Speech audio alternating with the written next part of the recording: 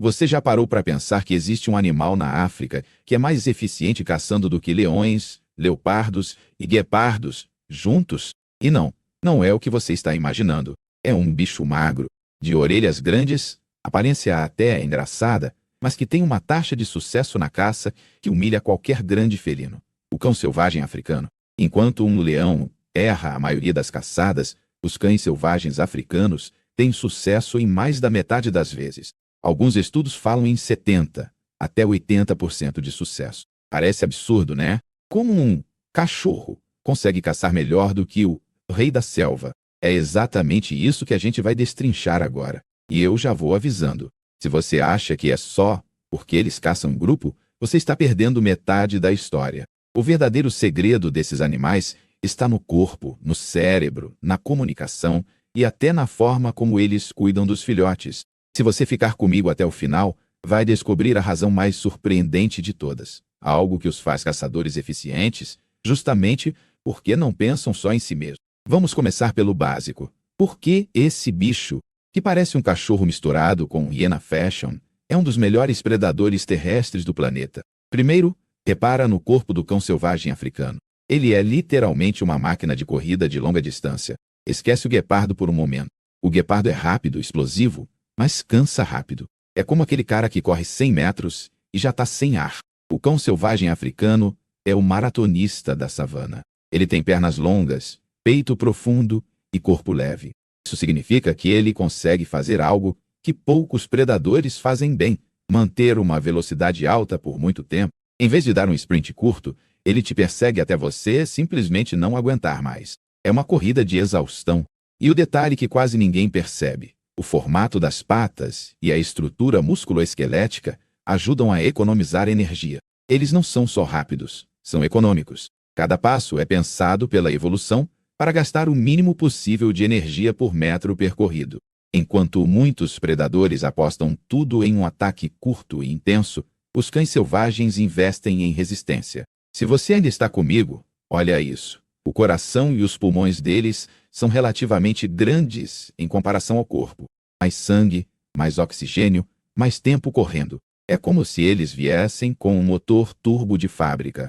E tem um detalhe que parece bobo, mas faz muita diferença: as orelhas enormes. Muita gente olha e acha só engraçado, mas elas ajudam a dissipar calor. Em um ambiente quente como a savana, conseguir correr por minutos a fio sem superaquecer é uma vantagem gigantesca. As orelhas funcionam como radiadores, ajudando a manter a temperatura corporal controlada. Mas nada disso funcionaria tão bem se eles caçassem sozinhos. Então, a pergunta agora é: como esse corpo de atleta se combina com uma mente de equipe? Agora entra a parte que deixa qualquer fã de organização boquiaberto: a coordenação em grupo. Os cães selvagens africanos não caçam em bando simplesmente. Eles caçam como um time treinado. Pensa num time de futebol que joga junto há anos e sabe onde o outro vai estar sem nem precisar olhar. Mais ou menos isso. Cada indivíduo parece saber o papel que precisa cumprir durante a caçada. E aqui vem um ponto crucial: eles se comunicam o tempo todo. Antes de sair para caçar, a matilha faz algo que lembra muito um aquecimento social. Eles pulam, se tocam, emitem sons agudos, abanam o rabo. Não é só brincadeira, é sincronização. É como se dissessem: estamos prontos, todo mundo alinhado. Durante a caça, eles usam vocalizações específicas, gestos corporais e até a posição no espaço para coordenar os movimentos. Não é um caos de bichos correndo atrás de uma presa. É uma orquestra. Alguns aceleram, outros cortam caminho, alguns empurram a presa em direção ao setor onde outros já estão esperando. E aqui entra um detalhe que diferencia eles de muitos outros predadores. Eles não brigam pelo comando na hora da caça. O foco não é quem manda, é o que dá certo. A eficiência domina o ego.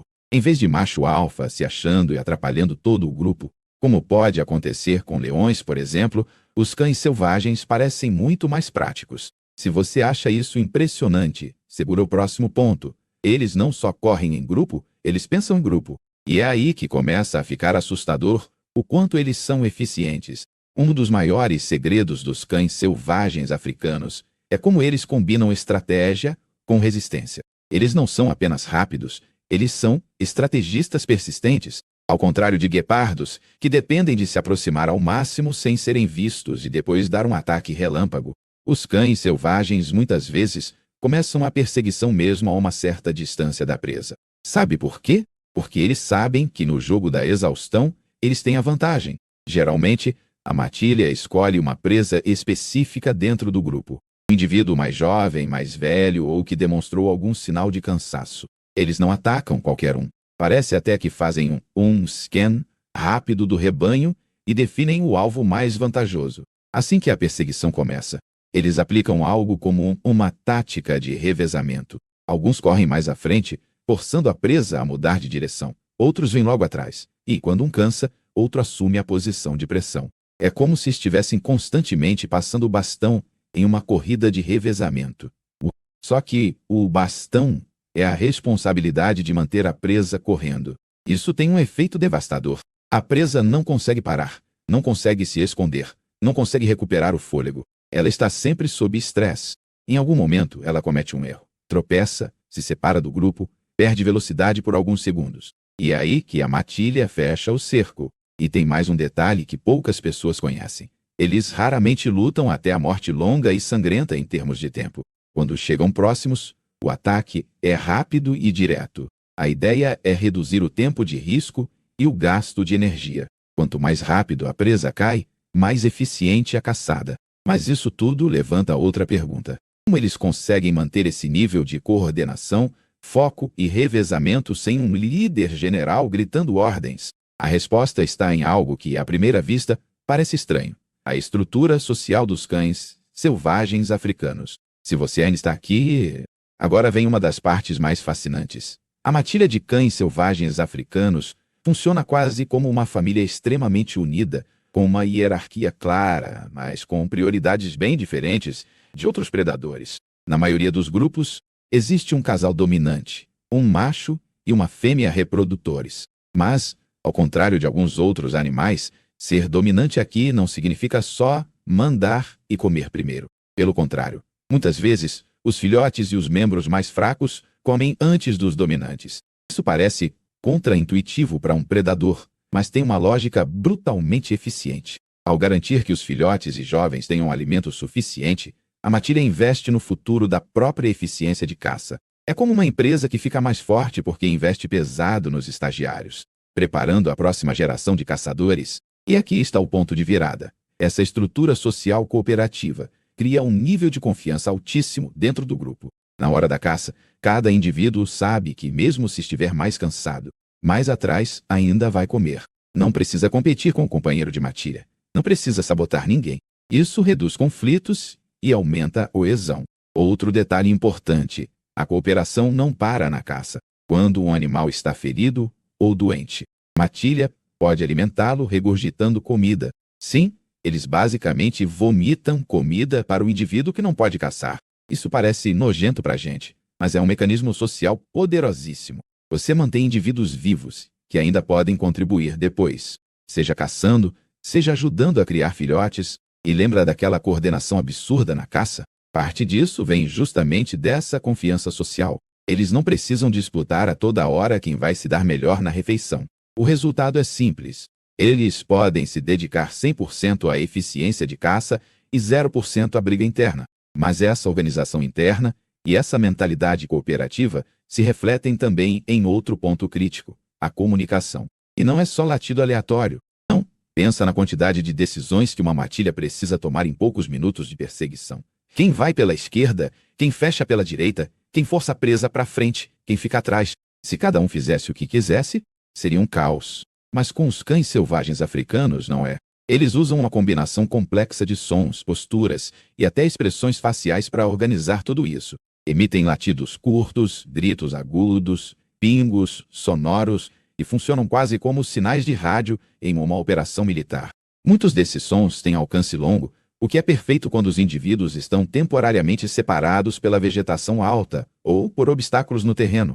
E tem um comportamento bem curioso observado em algumas matilhas. Antes de saírem para caçar, eles podem emitir uma espécie de som semelhante a um espirro. Só que não é um espirro de alergia. Alguns pesquisadores sugerem que esses espirros podem funcionar como uma espécie de votação. Quanto mais espirros, maior a chance do grupo decidir levantar e ir caçar. É como se fosse um voto auditivo dizendo: tô dentro, vamos nessa. Se isso for mesmo confirmado, estamos falando de algo muito avançado, uma espécie de democracia vocal dentro da matilha. E isso explica por que são tão eficientes. As decisões não dependem só de um indivíduo, mas de um consenso que leva em conta o estado do grupo inteiro. Na caçada, a comunicação continua. Um grito pode significar que a presa mudou de direção. Um latido diferente pode indicar que alguém está fechando o cerco. E tudo isso é processado rapidamente pelos outros membros, que ajustam a própria posição quase em tempo real. Agora, repara numa coisa. Quanto mais forte a comunicação, menor a chance de erro tático. Enquanto outros predadores às vezes se confundem, trombam ou atrapalham uns aos outros, os cães selvagens parecem jogar em sincronia. Isso reduz desperdício de energia e aumenta a taxa de sucesso. Mas nada disso faria sentido se eles fossem caçar qualquer coisa de qualquer jeito. A pergunta agora é: como eles escolhem as presas certas no lugar certo, na hora certa? Se você está comigo até aqui, agora vem uma parte que muita gente ignora: a escolha do alvo. Nenhum caçador é 100% eficiente se escolhe a presa errada. Cães selvagens africanos são especialistas em ler o comportamento das presas. Eles geralmente caçam antílopes médios, como impalas ou gnus jovens, por exemplo. Não porque não conseguiriam algo maior, mas porque a matemática energética é mais favorável. É como se eles estivessem sempre fazendo um cálculo silencioso. Quanta energia vamos gastar VCS? Quanta energia vamos ganhar? Adeus. Eles evitam, por exemplo, presas excessivamente pesadas e perigosas, a menos que as circunstâncias sejam muito favoráveis. Um animal grande pode oferecer muita carne, mas também muito risco de ferimentos graves. E um cão selvagem ferido é uma perda enorme para o grupo, porque cada indivíduo conta. Lembra da cooperação? Quanto mais equilibrado o time, mais eficiente ele é. Então, na prática, eles tendem a focar em indivíduos com alguma vulnerabilidade. Jovens, idosos, doentes ou distraídos. Não é maldade, é sobrevivência. E essa seleção cuidadosa de presas aumenta muito a chance de sucesso. Outra coisa importante: eles estudam o terreno. Em áreas mais abertas, podem apostar em perseguições mais longas e diretas. Em ambientes com vegetação mais densa, a estratégia muda: mais cortes de caminho, mais emboscadas coordenadas. Eles adaptam o estilo de caça ao tipo de habitat, algo que mostra uma flexibilidade tática impressionante. E tem um detalhe que conecta tudo isso: eles tendem a caçar em horários em que a temperatura é mais amena, início da manhã e fim da tarde. Por quê? Porque isso potencializa ainda mais a vantagem da resistência física deles. Com temperaturas ligeiramente mais baixas, eles conseguem correr mais tempo sem superaquecer, enquanto muitas presas começam a sofrer mais cedo com o cansaço. Mas por mais que eles sejam eficientes, tem um problema enorme: a competição com outros grandes predadores. E é aqui que a coisa fica ainda mais interessante, porque ser um caçador eficiente não é só capturar a presa, é conseguir mantê-la. Imagina você fazer todo o trabalho: perseguir, coordenar, cercar, derrubar uma presa, e de repente chega alguém maior, mais pesado, com mandíbula mais forte e simplesmente toma sua comida. Na savana africana, isso acontece o tempo todo. Leões e hienas são alguns dos maiores ladrões de caça dos cães selvagens africanos. Em muitas regiões, a maior ameaça para eles não é nem a dificuldade de caçar, mas o risco de perder tudo depois. E aí você pode estar pensando: então de que adianta ser tão eficiente se vem outro bicho e rouba tudo? Aí que entra mais uma peça do quebra-cabeça da eficiência dos cães selvagens. Eles são rápidos não só na caça, mas no consumo. Eles comem num ritmo muito acelerado. A presa cai, e em poucos minutos boa parte da carne já foi consumida. Isso não é só gula, é estratégia. Quanto menos tempo eles ficarem parados ao redor de uma carcaça, menor o risco de atrair leões, hienas ou até humanos curiosos. Além disso, o fato de eles caçarem em grupo permite que vários indivíduos se alimentem ao mesmo tempo, reduzindo o tempo total gasto na refeição. Enquanto um leão fica ali, sozinho, comendo por horas, os cães selvagens limpam boa parte da carcaça em uma fração desse tempo. E tem também a tática de dispersar. Se necessário, eles podem arrancar pedaços e levar um pouco mais distante, permitindo que mais membros comam o mesmo que tenham que abandonar o núcleo da carcaça rapidamente. Toda essa velocidade, tanto na caça quanto no consumo, aumenta o saldo final de energia que eles conseguem transformar em sobrevivência. Mesmo perdendo algumas caças para outros predadores, o sistema geral continua eficiente. É como uma empresa que perde um ou outro contrato, mas é tão ágil que ainda fecha lucro no fim do mês. Mas isso nos leva a uma questão mais profunda.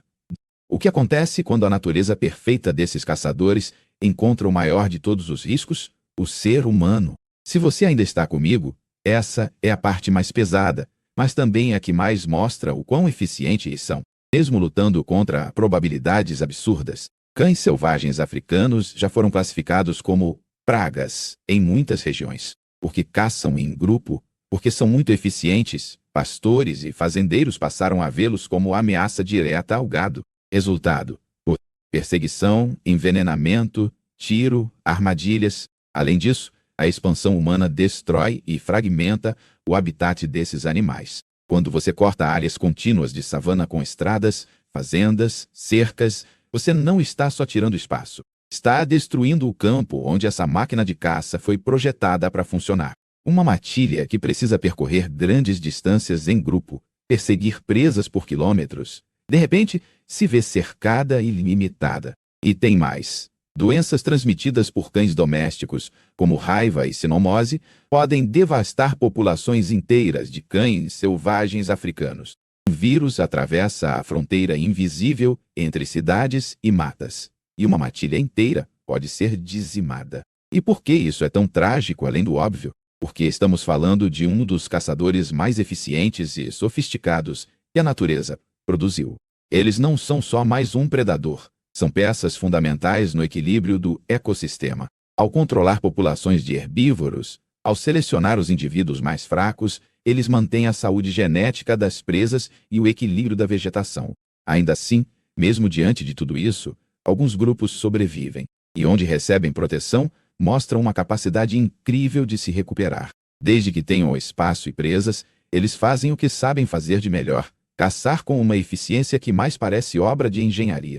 Mas até agora, você deve estar se perguntando: tá, eu entendi que eles são cooperativos, resistentes, estratégicos, organizados, mas qual é, afinal, o maior segredo dos cães selvagens africanos como caçadores? Agora vem a revelação mais surpreendente de todas. O que torna os cães selvagens africanos caçadores tão eficazes não é só o corpo atlético, a estratégia ou a comunicação, é algo mais sutil: a maneira como eles colocam o grupo acima do indivíduo. Enquanto muitos predadores têm estruturas sociais focadas em dominação, disputa e prioridade individual, os cães selvagens africanos evoluíram para algo diferente. Uma sociedade onde a sobrevivência do grupo é mais importante do que o benefício imediato de um único animal.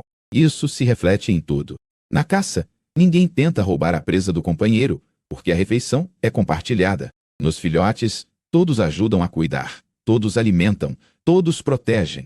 Nos doentes e feridos, a matilha ainda compartilha comida, ainda tenta manter aquele indivíduo vivo.